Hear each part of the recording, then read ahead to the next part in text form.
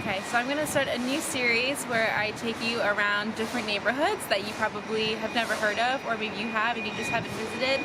Whether you live in the city or you like to visit a lot, you probably go to the Marais, Montmartre, Canal Saint-Martin, and I love all of those places, but that's not what I'm going to be showing you today. I'm going to be showing you a neighborhood that's very close to my heart. It happens to be my neighborhood, and it's called Le-Pré-Saint-Gervais. Before you watch the rest of this video, I wanted to just say that I'll be mostly speaking through a voiceover, which is not my favorite method of recording, but this is because of COVID times, and I think it'll really just be the most audible actually. You know, trying to film a video in public with a mask really is not the most ideal way, but I was able to record the first part maskless in the empty town square, but I wanted to be respectful and wrap it up quickly because some of the people began walking by. Alright, I have some errands to run today, and I'll take you along with me to some of my favorite places, but before I do that, I want to tell you a little bit about the neighborhood. So it's located just outside the Périphérique, which is the highway that literally encircles the city of Paris, and it separates Paris proper from the surrounding neighborhoods. Le-Pré is on the northeast side, bordering the 19th arrondissement, and it's in the department 93 Seine-Saint-Denis. Paris is its own department, and if you didn't know, France has 101 of them. Both Paris and Seine-Saint-Denis are in the region of Île-de-France, and there's 18 total regions. If you do a quick Google search, you might find Pré-Saint-Gervais in the 19th, as well as Le-Pré-Saint-Gervais, which is what I'm talking about in this video today. In the 11th century, it was actually given the name Pré-Saint-Gervais, originally without the le in front of it, and it was once all the same town, but then in the 1800s, the city limits of Paris were expanded and annexed to include part of the town that is now in the 19th arrondissement. So they were basically kind of split apart. I just walked through a quote-unquote secret little neighborhood within the neighborhood itself, and it's a few enclosed blocks of old million-dollar homes, and I'm obsessed with all of them. I get to walk through these streets every day to get to the center for all of my errands. Now, I definitely don't live in a giant home like these, let me make that clear. I just live in a regular apartment building that happens to be next to it, and I'm so grateful for that because I truly feel like I live in a small town in another part of France, and it's the best.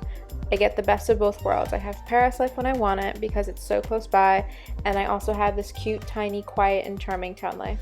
Speaking of its proximity to Paris, as far as transportation goes, you don't have a subway line in the center of the neighborhood, but you have Auch on Metro Line 5, which is on the north end, and Porte de Lila on Metro Line 11 on the south side, which I personally take every day. You also have Pré-Saint-Gervais on Line 7 bis, which is kind of misleading because it's not inside the neighborhood and it's actually on the other side of the Périphérique in the 19th. Oh my god, really quick, I wanted to show you my town hall. In French, it's called a mairie.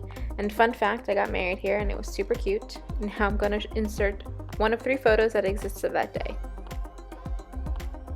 Okay, so really quick, before I show you all of my errands today, I wanted to mention this clearly old building across the street from the town hall that I walk past every single day because I did some research about the neighborhood before filming this and I found out some cool information. Basically, since the 12th century, monks and wealthy Parisians have used the runoff rainwater from this area to drink from and use it in the fountains in the center of the city. And in the 17th century, 4 of them were built, and this one in particular is the most important as it was named after Louis XII. And they were basically underground channels that flooded water directly into the center of Paris for their use, and it's an official historical monument.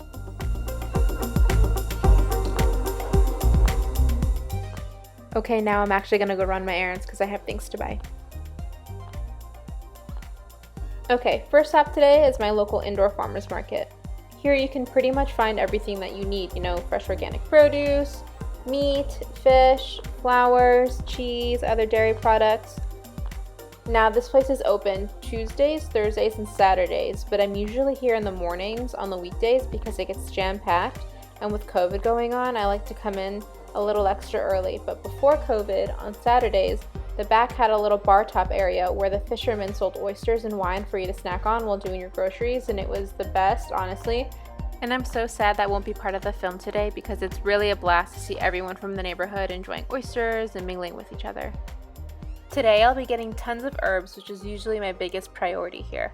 It's only €1 for a whole bunch, and I love to use them throughout the week. Other than that, I'll most likely get myself some persimmons since they're in season. And there's actually a really great hard cheese kiosk inside here that I know people are super loyal to, but I actually like to get my cheese from another cheese shop here in the neighborhood that I'm going to show you after. And onto La Fromagerie du Pré.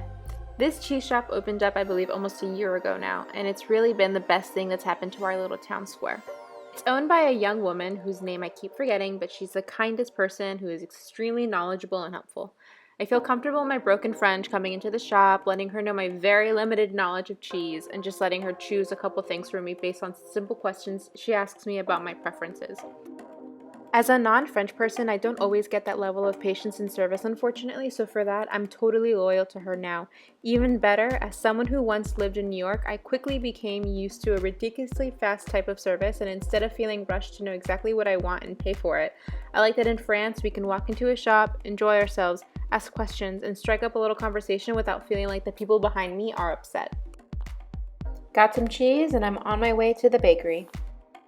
This is my local bakery called Le-Pré-Saint-Gervais. You can find a bakery on almost every block, it seems like, but as a true Parisian, you try out your local spots and you choose your favorite. I've been standing in line at the boulangerie for almost 20 minutes now, and that is surprisingly a very short line, especially on a Saturday. The French come to the bakery almost daily for their bread, and it's something I've now adopted. I always say that the religion of bread here will be something I will deeply miss if I ever move back to the States. It's best to come in the mornings because that's when the bread is still warm, which is what I tried to do today. And funny enough, I don't ever get a baguette. I get something very similar called a tradition. They're similar but different in the sense that a baguette is just a generic term to define all baguettes, and they're typically the most basic and cheapest in regards to ingredients. And a tradition is a baguette that's a little more expensive, higher quality, and made with specific ingredients that bakers have to abide by. If they don't abide by it, then they can't call it tradition de baguette. And I may or may not have bought a croissant for the walk home. I've officially become that person on the street. Now I'm heading back to prepare a little afternoon lunch with everything that I got. Thanks for watching, guys. Bye!